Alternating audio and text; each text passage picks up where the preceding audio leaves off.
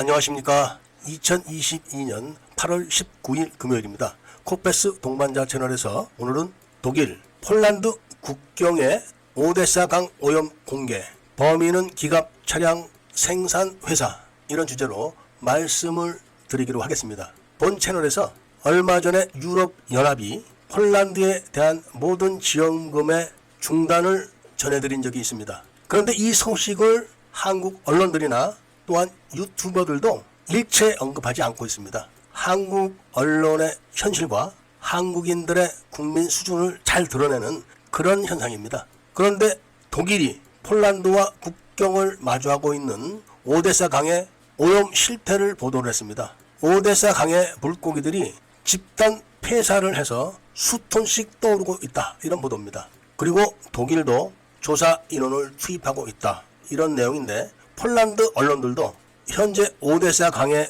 오염은 염분과 수은으로 보이며 오염원은 폴란드의 PGZ 산하에 있는 부마르 타베디 기갑 차량 생산 공장이다, 이런 보도를 하고 있습니다. 여기에 대해서 폴란드의 PGZ 그룹과 부마르트사는 고소를 하겠다, 이렇게 지금 대응을 하고 있지만, 이 사건으로 인해 가지고 폴란드의 여당이 궁지로 몰려가고 있고 폴란드 총리는 이미 너무 늦었다, 이렇게 성명을 발표했습니다. 그런데 이 강이 독일하고 연결된 그런 강입니다. 독일도 연구원들을 지금 투입을 하고 있고 조사를 실시하고 있는데, 당연히 흐르는 강물인데 독일 쪽은 오염이 안 됐을까요?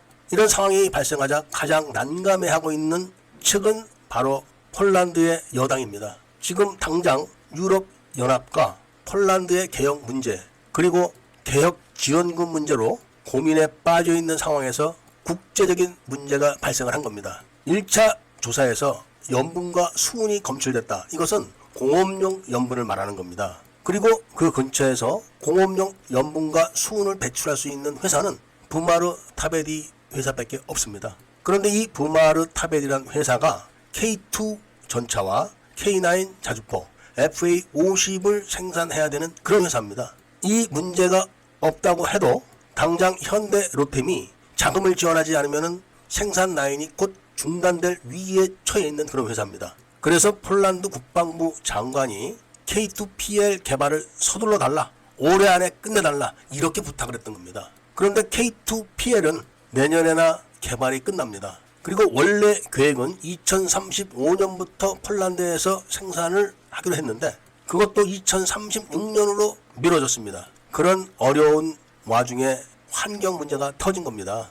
유럽에서 환경 문제는 우리나라가 생각하고 있는 환경 문제와 차원을 달리합니다. 그래서 PGZ 그룹과 해당 공장은 결사적으로 언론들을 고소하겠다고 으름장을 놓고 있는 겁니다. 그런데 상대가 독일입니다. 독일이 이 오염 물질을 수거해가지고 분석을 끝내면 발표를 할 텐데 독일을 상대로 으름장을 놓을 수는 없을 겁니다. 문제는 독일과 프랑스가 폴란드를 향해서 새로운 전차를 개발했다, 이렇게 급하게 발표를 했었습니다. 그러니까 레오파드 2A7의 차체에다가 프랑스의 르클레르 전차 포탑을 얹어서 모델을 만들어서 발표를 한 겁니다. 그런데 폴란드가 K2 전차를 구입하지 않겠다, 이렇게 약속해놓고 말을 뒤집어서 즉각 K2 전차를 180대를 도입하고 모두 1000대를 도입한다, 이런 발표를 하자마자 유럽연합이 폴란드 개혁 문제를 들고 나오면서 모든 자금을 동결시켜버렸습니다. 그리고 치명적인 환경 문제를 들고 나온 겁니다. 만약에 우리나라가 일본의 하청 기지 노릇을 하던 그 시절에 일본이 자금을 지원해서 우리나라가 기계를 도입을 해야 되는데 그 돈으로 중국 기계를 도입하면 일본이 가만히 있을까요? 뻔한 이치입니다. 이거를 내노남불의 특성을 가진 한국인들만 모르는 겁니다. 들어갈 때와 나올 때가 다르고, 내가 하면 로맨스고 남이 하면 불륜, 이런 특성을 이번 폴란드 무기 대량 수출 사건에서 그대로 보여주고 있는 거죠. 본 채널에서 계속 이야기를 했던 유럽연합의 폴란드 자금 지원 동결에 대해서 언론들은 일체 보도를 하지 않고 있습니다. 뿐만 아니라 어느 유튜브에서도 이걸 말하는 데가 없습니다. 물론 오늘 이야기하고 있는 폴란드 오데사 강의 오염 사건도 이야기하지 않을 수도 있습니다. 이게 선진국이라고 입을 놀리고 있는 한국 사람들의, 그리고 한국의 현실입니다.